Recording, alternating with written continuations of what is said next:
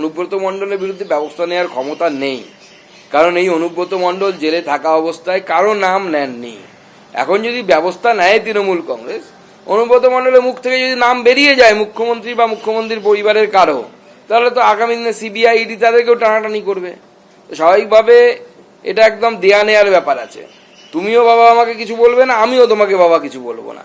অর্থাৎ অনুব্রত মণ্ডলকে তৃণমূল কংগ্রেস তথা মমতা বন্দ্যোপাধ্যায় কিছু বলবে না, আর তার পরিপ্রেক্ষিতে না মমতা বন্দ্যোপাধ্যায়ের বিরুদ্ধে অনুব্রত মণ্ডল ইডি সিবিআই এর কাছে কিছু বলবে না। অনুব্রতকে কেন্দ্র করে ওই যে আপনার বীরভূমে যে ছাত্র নেতা ইতিমধ্যে সাসপেন্ড হয়েছে, তার বিরুদ্ধে পুলিশের যে এফআইআর, তাতে ধারা দেখা যাচ্ছে যে তার ফেসবুক লাইভে পুলিশের মর্যাদা হানি হয়েছে চূড়ান্ত ভাবে, এই ধরনের ধারা দেওয়া হয়েছে। কিন্তু অনুব্রতর বিরুদ্ধে এফআইআরে, সেই এফআইআরে কি ধারা দেওয়া হয়েছে, কি আছে, কেউ তো জানেই না।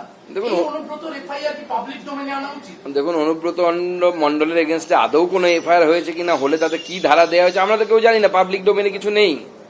কারণ পুলিশ অনুব্রত মণ্ডলকে ভয় পায়। আপনার বাড়িতে কিছু হলে এবার আর অনুব্রত মণ্ডলকেই সোজাসুজি ডাকুন, পুলিশকে ডেকে কি হবে? পশ্চিমবঙ্গ পুলিশকে অনুব্রত মণ্ডলই আপনার সিকিউরিটি দেবে, এফআইআর করবে।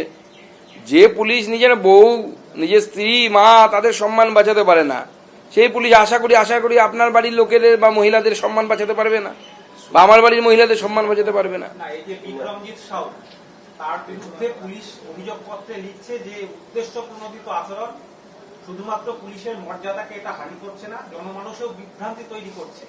এই যে ছাত্র নেতার কথা বলা হচ্ছে, অথচ অনুব্রত ইস্যুতে একরকম, আবার এর ইস্যুতে, এই ছাত্র নেতার ইস্যুতে পুলিশ আবার না, অনুব্রত মণ্ডলকে যদি গায়ে হাত দেয় বা পুলিশ যদি তাদেরকে মানে হাত দেয়, গায়ে তুলে নিয়ে যায় তাকে, আমি তো বললাম, তাহলে অনুব্রত মণ্ডল তার যে সহ্য ক্ষমতা সেটা ভেঙে ফেলবে, নাম বলে দেবে।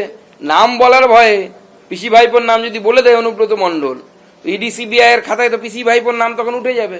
তার ভয়ে কিছু বলছে না অনুব্রত মণ্ডলকে পুলিশ। সুপ্রিম কোর্টে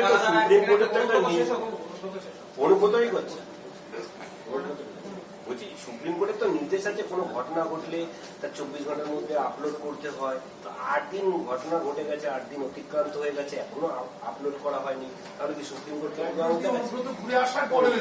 না, পুলিশের, আমরা ছোটবেলায় বলতো না পুলিশের 18, সরকারের 18 মাসে বছর, তো সেই হিসাবে হিসেব করে 18 কোথায়, এখন তৃণমূল আমরা তো 36 মাসে বছর হচ্ছে। পুলিশের দম নেই, ক্ষমতা নেই যে অনুব্রত প্রভুর নাম কোনো কেউ নিতে পারে। মাসে মাসে তো অনুব্রত দেয়া মণ্ডলের দেয়া দাক্ষিণ্যে এই ইয়ের চলে, পুলিশের চলে, পেড চলে। পুলিশ অফিসাররা, জেলার এসপি থেকে শুরু করে সবাই তাদের বাড়ির লোকেদেরকে গয়না টয়না কিনে দেয় অনুব্রত মণ্ডলের পয়সায়। স্বাভাবিকভাবে তারা অনুব্রত মণ্ডলের নাম কোথা থেকে দেবে, ধারায় বা কোথা থেকে দেবে? পারলে গলায় মালা পরিয়ে তুলে নিয়ে যায়। আহা, কি সুন্দর কথা বলেছেন আপনি আমার মা, আমার স্ত্রীকে নিয়ে। সমস্ত পুলিশ তাকে অভিনন্দন জানাবে আগামী দিনে, যে আমাদের মা সম্পর্কেও বলুন, আমাদের স্ত্রী সম্পর্কেও বলুন। সেই রকম পরিস্থিতি তৈরি হচ্ছে। তৃণমূলের ফাটল বা দ্বন্দ্ব আরো প্রকট হচ্ছে, তার কারণ সাঁইথিয়ার ব্লক সভাপতি, তার নিশানায় হচ্ছে কাজল শেখ। কাজল আর অনুব্রতর দ্বন্দ্ব এই মুহূর্তে প্রকাশ্যে, সেখানে কাজল শেখ মিথ্যা প্রতিশ্রুতি দিচ্ছেন, এই অভিযোগ ব্লক সভাপতি।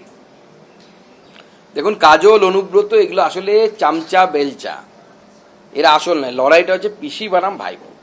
কাজল শেখ হচ্ছে ভাইপোর লোক, অনুব্রত মণ্ডল হচ্ছে পিসির লোক। পিসি ভার্সেস ভাইপো হচ্ছে, আপনারা বাইরে ওটা দেখতে পাচ্ছেন। লড়াইটা তো আসল কালীঘাটে হচ্ছে, ঘরের ভেতরে হচ্ছে। কে কাকে ধাক্কা মেরে বাথরুমে ফেলে দেবে সেই নিয়ে লড়াই হচ্ছে। অপেক্ষা করুন, আরো মাথা ফাটবে, আরো অনেক কিছু হবে। সবে তো দ্বন্দ্ব বেরোতে শুরু করেছে।